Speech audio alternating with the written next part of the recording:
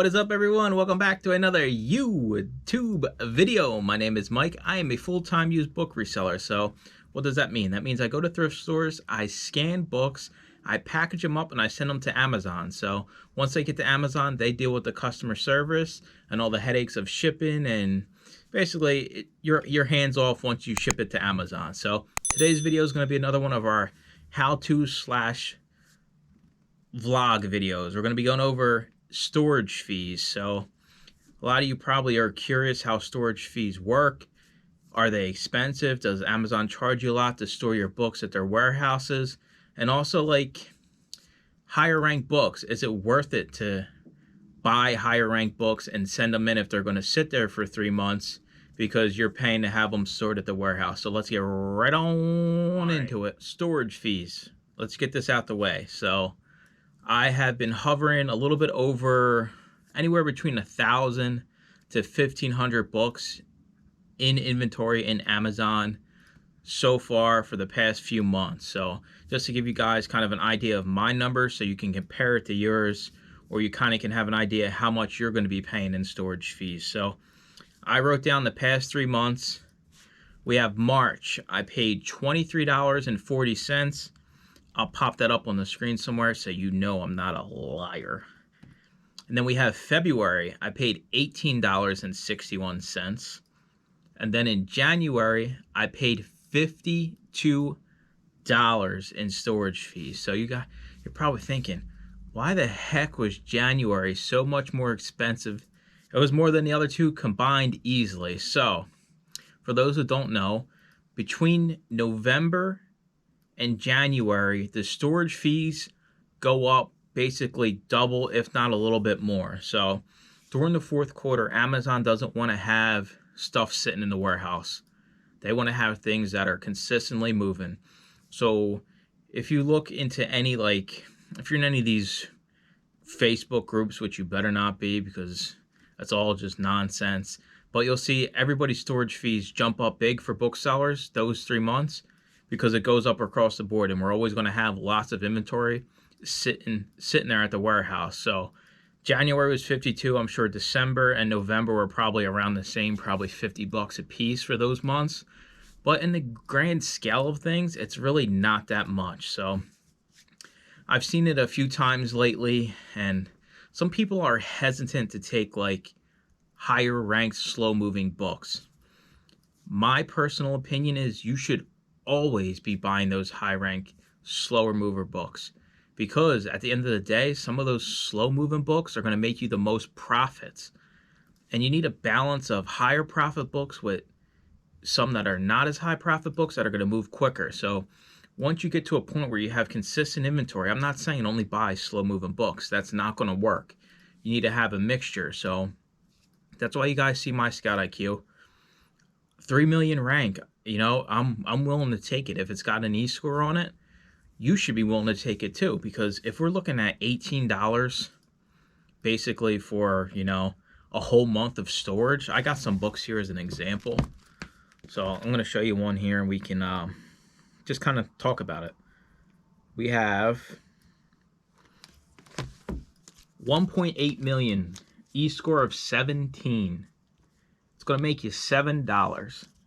All right, well, that's not covering your monthly charge, but how many of you are actually willing to take a book that's got 1.8 million rank with a 17 E-score?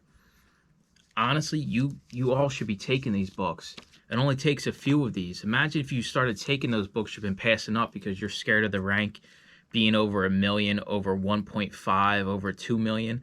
If it has an E-score, you know it's selling. And if you follow what I do, we all know we're pricing correctly. We all know we're pricing at the lowest price. So when that time comes for this sale, you should be in prime position to get it, especially if you're repricing. Now, if you're new, sure, it might take a little bit longer to sell something like this because somebody else might have a repricer and they might get the sale. But if you're repricing, you should 100% be taking these slow-moving books. It shouldn't even be a thought in your mind. When you see something like this, I probably paid 99 cents, so I'll make $6. Sure, it might sit in Amazon for, a month, maybe 2-3 months, but it's going to sell. And it only takes a few of these every month to clear the storage fees. The storage fees are they're irrelevant. They're nothing. I mean, 20 bucks on 1,500 books in inventory. I mean, I don't even know what that breaks down to, but it's pennies per book per month. So that gets that one out of the way. And that's just the one that's kind of a lower profit, higher ranked book. Let's see here, because I got another one. I showed you guys this one in a recent video. 21 score, 1.5 million ranked book, $36 profit basically. So this is going to cover 2 months of storage fees. You better be taking the higher ranked books. And all you have to do to see how much you're paying in storage fees, you can just go into your payments, all transaction views, and then you can scroll on the one tab and hit service fees. And it'll show like all the Amazon fees, but it'll also show your FBA monthly inventory storage report, and that'll show you exactly how much you paid. So if you're curious how much you've been paying in storage fees, I guarantee you it's nothing. And like I said, it does jump up those 3 months, but it shouldn't be a big deal. And we shouldn't be leaving these kind of books, even these kind of books, behind just because the rank is high and they're not going to move as fast as other ones.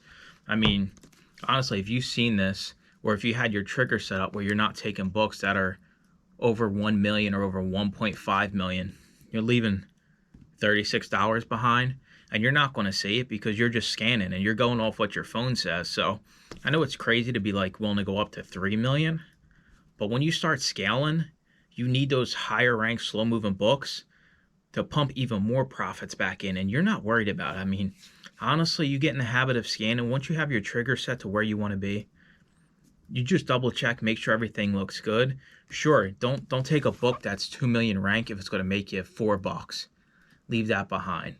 But if we're talking $10, $20 profit, you better be taking those. Don't be scared to have a book sit there for a month or two. I mean, if you're paying 6 cents to store it for 2 months, and when it sells, you're going to make 10, 20 bucks, you're still like, your return on investment is so high. So I just wanted to make this video so you guys kind of know what storage fees are and how it works and how much mine are.